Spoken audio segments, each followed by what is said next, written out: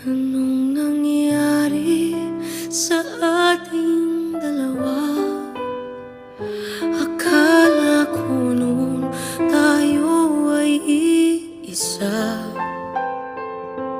Ako bang siyang nagkulang o ikaw ang di lumaban sa pagsubok sa ating pagmamahalan?